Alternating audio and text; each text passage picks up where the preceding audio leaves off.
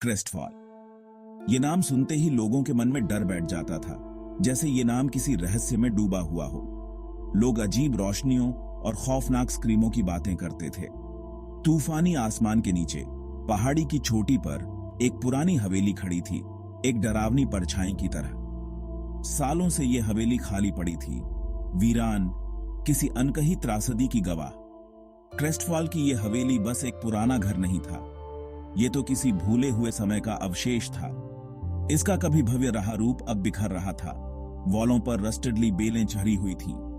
खिड़कियां खाली आयों की तरह बाहर धुंधली सी दिखाई देती थीं। लोहे के दरवाजे जंग लगे और टेढ़े मेढ़े, मानो किसी भी बेवकूफ आगंतुक को चेतावनी दे रहे थे जो पास आने की हिम्मत करे।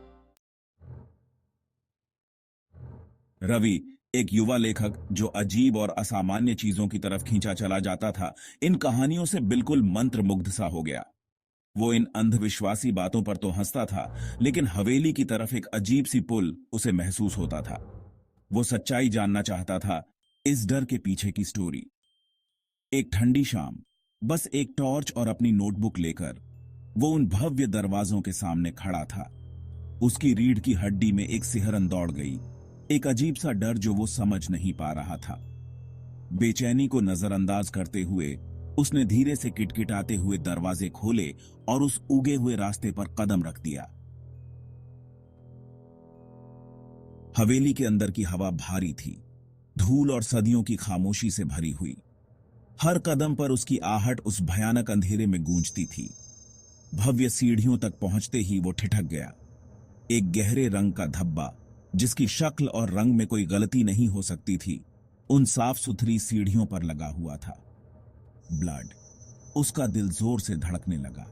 कहानियां, वो फुसफुसाहट अचानक बिल्कुल सच लगने लगी। उसने ठंडी और नम दीवार पर हाथ फेरते हुए सीढ़ियों का पीछा किया। ऊपर एक लकड़ी के फर्श के चरमराने की आवाज आई। वो अकेला नहीं था। ऊपरी मंजिल पर अंधेरे गलियारों और कमरों का जाल बिछा हुआ था। वो भटकता रहा, कभी अपनी अंतरात्मा की आवाज सुनता, कभी अपनी टॉर्च की मध्यम रोशनी के सहारे आगे बढ़ता।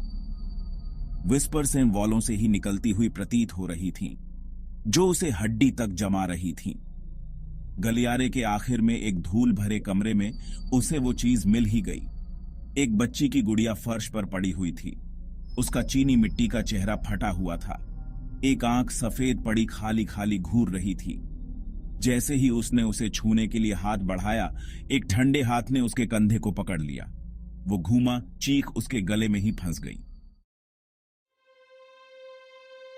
उसके सामने एक टूटी हुई खिड़की से आती हुई धुंधली सी चांदनी में एक बूढ़ी औरत खड़ी थी। उसकी आंखें उदासी और राहत के अजीब से मिश्रण से भरी हुई थीं।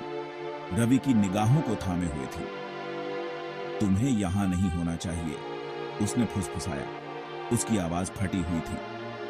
तुम कौन हो? रवि ने हकलाते हुए पूछा। उसका डर अब उलझन में बदल गया था।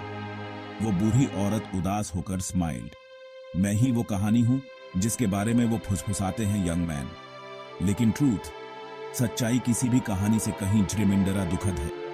इससे पहले कि रवि कुछ बोल पाता, वो औरत गायब हो चुकी थी। परछाइयों में ओझल हो गई, जैसे वो कभी थी ही नहीं। रवि कांप उठा। ठंड से बचने के लिए उसने अपनी जैकेट को और कस के पहन लिया। हवेली के अंदर की हवा भारी थी, सड़ांध और रहस्यों के बोझ से भरी हुई थी। उसकी टॉर्च की रोशनी अंधेरे को चीरती हुई आगे बराज रही थी। उसकी किरण दमनकारी सायों के खिलाफ एक नाजुक तलवार की तरह थी। धूल के कण तेज रोशनी में नाच रहे थे, छोटे छोटे भूतों की तरह घूम रहे थे जो अपनी नींद से परेशान हो गए हों। वह दहलीज के ऊपर सावधानी से चला। उसके वजन से फर्श की लकड़ी चरमरा गई। हर चीख गूंजती हुई हॉल में गूंज उठती, खामोशी और बढ़ा देती।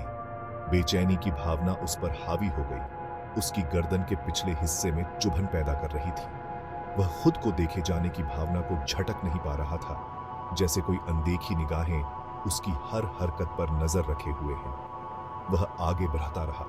एक भयानक जिज्ञासा ने उसे हवेली के बीचों बीच खींच लिया। सन्नाटा घबरा देने वाला था। सिर्फ उसकी अपनी सांसों की आवाज और उसके कानों में उसके दिल की धड़कन की आवाज सुनाई दे रही थी। यह एक ऐसा सन्नाटा था जो जिंदा लग रहा था, अनदेखे खतरे से भरा हुआ। कमरा अंधेरे में डूबा हुआ था। हवा में धूल और सड़न की गंध भरी हुई थी। रवि की टॉर्च की रोशनी पूरे कमरे में घूम रही थी। धूल भरे फर्नीचर, मकड़ी के जालों से ढके चित्रों और राख से भरी एक विशाल चिमनी को रोशन कर रही थी। कमरे के बीच में एक भव्य पियानो रखा था। उसकी हड्डी जैसी सफेद कीस उम्र के साथ पीली पड़ गई थी। वह एक अजीब सी शक्ति द्वारा खींचे हुए पियानो के पास पहुंचा। जैसे ही वह पास आया, उसने देखा कि संगीत स्टैंड पर एक किताब खुली हुई है। इसका चमड़े का कवर गहरा था, लगभग काला, और उस पर कुछ ऐसा लगा हुआ था जो खून जैसा दिख रहा था। यह नजारा देखकर उसकी रीढ़ की हड्डी में सिहरन दौड़ गई। उसने कांपते हुए हाथ से आगे बढ़कर धीरे से एक पन्ना पलटा। कागज ब्रिटल था, उसके छूने से ही टूट रहा था। वह किताब को पास लाया, फीकी स्याही को ध्यान से देखा। शब्द एक टेढ़ी मेढ़ी लिखावट में लिखे गए थे। लिखावट ऐंठी हुई और असमान थी। यह एक हत्यारे के बारे में था, एक पागल आदमी जो दर्द और मौत से खुशी पाता था। शब्द रवि की आंखों के सामने तैर रहे थे। उसके दिमाग में एक भयानक तस्वीर बना रहे थे। किताब में हत्यारे के भयानक कृत्यों का विवरण था। प्रत्येक हत्या को भयावह सटीकता के साथ वर्णित किया गया था। हत्यारा विवरणों में मग्न हो गया, अपने पीड़ितों के आतंक को एक भयावह अलगाव के साथ लिख रहा था, जिससे रवि का खून ठंडा हो गया। उसने हत्यारे के काम के औजारों के बारे में आहा, एक बुरी तरह से घुमावदार खंजर, रस्सी का एक टुकड़ा, एक जंग लगी आरी। मौत के प्रत्येक उपकरण को एक प्रेमी की आत्मीयता के साथ वर्णित किया गया था। उनकी सतहों पर लगा हर दाग हत्यारे के पागलपन का प्रमाण था। हत्यारे के शिकार अलग अलग थे, पुरुष, महिलाएं, युवा, बूढ़े, लेकिन सभी का अंत एक ही भयानक कुशलता के साथ हुआ। यह किताब अंधेरे से भरे दिमाग का एक भयानक प्रमाण थी, पागलपन का एक भयावह इतिहास जो पन्नों से रिसकर रवि की हड्डियों में समा गया। एक धीमी और अस्पष्ट आवाज ने रवि की एकाग्रता तोड़ दी। उसने किताब को जोर से बंद कर दिया। उसका दिल उसकी छाती में तेजी से धड़क रहा था। उसने अपने कान ताने शोर के दोबारा होने की आवाज सुनने के लिए। सन्नाटा उसका सामना करता रहा, भारी और पूर्ण। उसने खुद से कहा कि यह तो बस हवा थी जो हवेली की पुरानी हड्डियों के बीच की खाली जगहों से सीटी बजा रही थी। लेकिन बेचैनी की भावना बनी रही, उससे कफन की तरह चिपकी रही। वह अब मौन में अकेला नहीं था। कोई और उपस्थिति कमरे में प्रवेश कर चुकी थी, अनदेखी लेकिन स्पष्ट।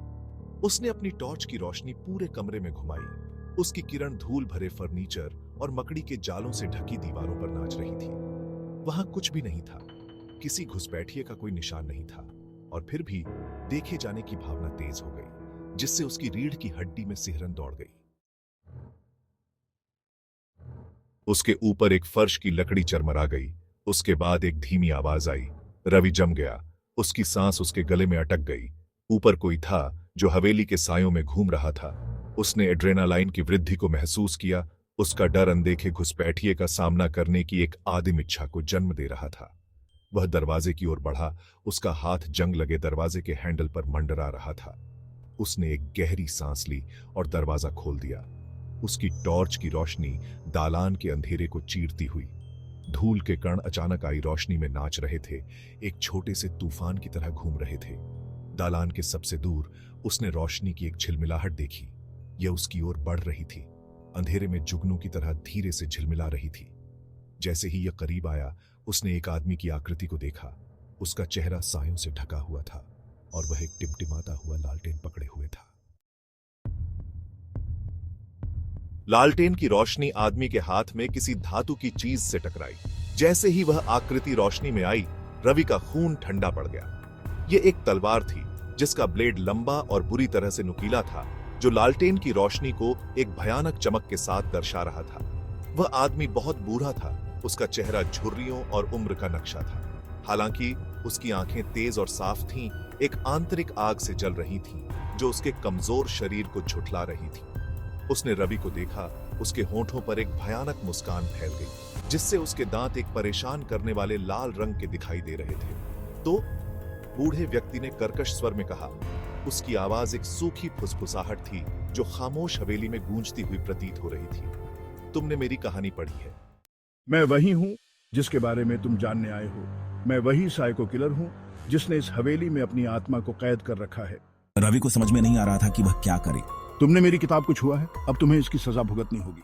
रवि ने भागने की कोशिश की, लेकिन बूढ़े आदमी ने उसे पकड़ लिया। तलवार की नोक रवि की गर्दन के करीब आ गई। रवि ने अपनी आखिरी कोशिश करते हुए कहा, मुझे माफ कर दो, मैं सिर्फ सच जानना चाहता था। बूढ़े आदमी ने हंसी की आवाज में कहा, सच जानने की कीमत चुकानी पड़ती है और तुम्हें भी चुकानी होगी। अचानक हवेली की दीवारें कांपने लगी और एक जोरदार धमाके की आवाज आई। बूढ़ा आदमी गायब हो गया और रवि ने खुद को हवेली के बाहर पाया। रवि ने देखा कि वह सुरक्षित था, लेकिन उसकी हाथ में वह किताब थी जो अब भी खून से सनी हुई थी। उसे समझ में नहीं आया कि वह बूढ़ा आदमी सच में था या सिर्फ एक वहम। रवि का फैसला पक्का था। उसके पास कोई चारा नहीं था। उसे वो किताब तबाह करनी थी। उसके सारे राज हमेशा के लिए मिटा देने थे। भारी मन से उसने हवेली के बाहर आग जलाई। जैसे ही उसने किताब को उस आग में फेंका, आग की लपटें भड़क उठी। जैसे ही किताब जलने लगी, रवि को हवेली के अंदर से चीखें सुनाई दी, खौफनाक चीखें, जिससे उसका खून जम गया। लेकिन उसे पता था उसने सही किया है।